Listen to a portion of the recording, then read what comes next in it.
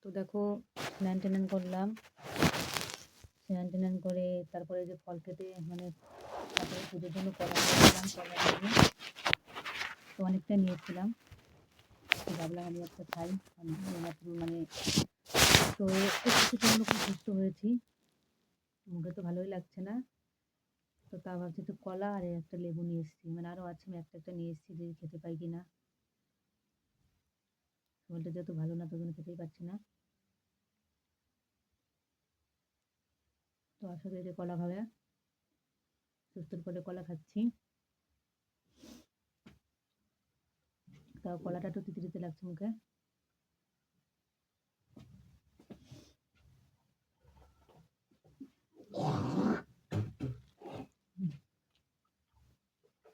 কলা খাইতে আসে না।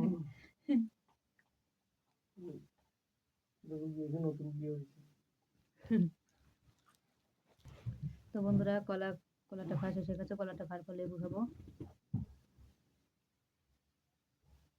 তো অনেকদিন সেভাবে করে ভিডিও দিতে পারিনি, জানি না কবে পারবো। কিন্তু অর্ধেক হয়ে গেছে, দেখে বুঝতে পারছো, মুখ দেখে বুঝতে পারছো। অনেকদিন খেতে পারি না বলে এরকম শরীর অবস্থা হয়ে গেছে।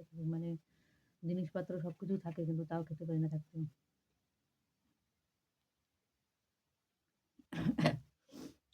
তো কলাটা আমি খেতাম না, ঠান্ডা এখনো রয়েছে আমার।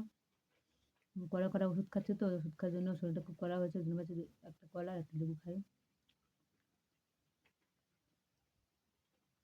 তো আমাদের এখানটায় একই জাতের কলা পাওয়া যায়, সিঙ্গাপুরি কলা এগুলো। ইংলিশ দিয়ে পাকানো হয় মনে হয়, এদিকে দেবো। এই কলাগুলোই পাওয়া যায়, এদিকে আবার কিলো হিসেবে বিক্রি হয়। আর আমাদের দেশে তো বিভিন্ন রকমের কলা পাওয়া যায়, গাছ পাকা পাওয়া যায় অনেক সময়। এগুলো তো ওষুধ দিয়ে পাকানো, ইঞ্জেকশন দিয়ে পাকানো কলা। তো এখানে থাকি, এইসব কলাই খেতে হয় আমাদের 12 মাস করে। আর আমাদের এখানে 12 মাস করে কলা পাওয়া যায়।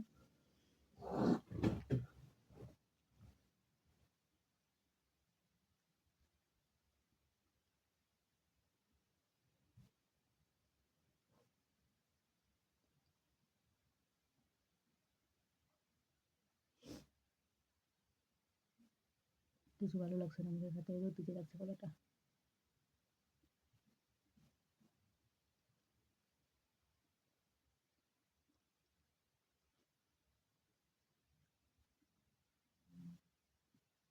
আমাদের রাজস্থানে 2 ধরনের জিনিস পাওয়া যায়।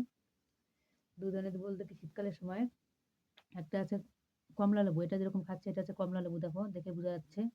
আর কমলা লেবুর কোয়াগুলো টিসের মতো একটু শক্ত শক্ত হয়, আর একটু অন্যরকম হয়, যে ভিতরে একটু চিপসে চিপসে টাইপের হয়। আর যেগুলো কিনু আছে এক ধরনের, পুরো একবারে অরেঞ্জ কালার, দেখতে কি সুন্দর উপর দিয়ে।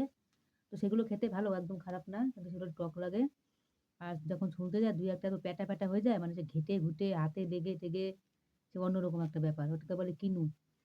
ওটা এখানটা মানে 50 টাকা কেজি না কত যেন। হ্যাঁ, 50 টাকায় কেজি মনে হয়। আর এটা হচ্ছে আসল কমলা লেবু। দেখো, এটা ছুললাম, হাতে কোনো জায়গায় লেগেছে? আমার দেখো লাগেনি, পুরো সলিড একটা কমলা লেবু। তো এই লেবুটার খেয়ে দেখি কেমন লাগে মুখে। তো আমাদের এখান থেকে কদিন পরে দেখবে আবার সে আগের মতো ওরকম পাওয়া যাবে, তরমুজ, শসা, তারপর কাকড়ি, টমেটো, মানে খেতে পুরো তাজা সবজি। তো আমরা যে এখানটায় গিয়েছিলাম, এখানটা লাগানো হয়েছে গাছ, এখন অনেকটাই বড় হয়ে গেছে, মানে ফল ধরাও শুরু হয়ে গেছে নাকি, অনেকদিন যাই না তো। মানে ফল ধরাও শুরু হয়ে গেছে। তো সেইখান থেকে আমরা গরমের সময় সবজি আনি, আর ওখান থেকে এনে খাই তাজা সবজি। তারপরে মানে ক্ষেতের সামনে চাষ করা হচ্ছে, লাগানো হয়েছে, সামনে তুলে যেখানে গাছ সেখান থেকে তুলে তুলে বিক্রি হয়।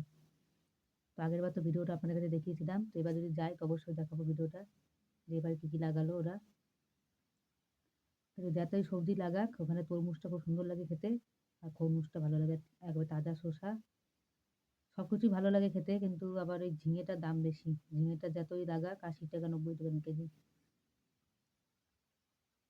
তো দেখি লেবুটা কেমন লাগে। লেবুটাও মিষ্টি। হুম, ভালো মিষ্টি। তো বন্ধুরা, বলো ভিডিওটা কেমন লাগলো, অবশ্যই লাইক কমেন্ট করে জানাবে। তারপরে আমি আরো ভালো ভালো ভিডিও দেওয়ার চেষ্টা করছি, যে তারপর সুস্থ হচ্ছি, আস্তে আস্তে সুস্থ হচ্ছি। কারণ একটা শরীর মানসি কষ্ট করে বানাতে গেলে কত সময় লাগে না, তারপর নষ্ট হতে 2 মিনিটও সময় লাগে না।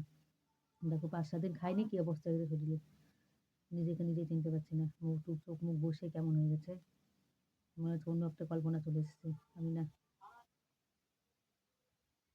তো বন্ধুরা ভিডিওটা কেমন লাগলো ভালো লাগলে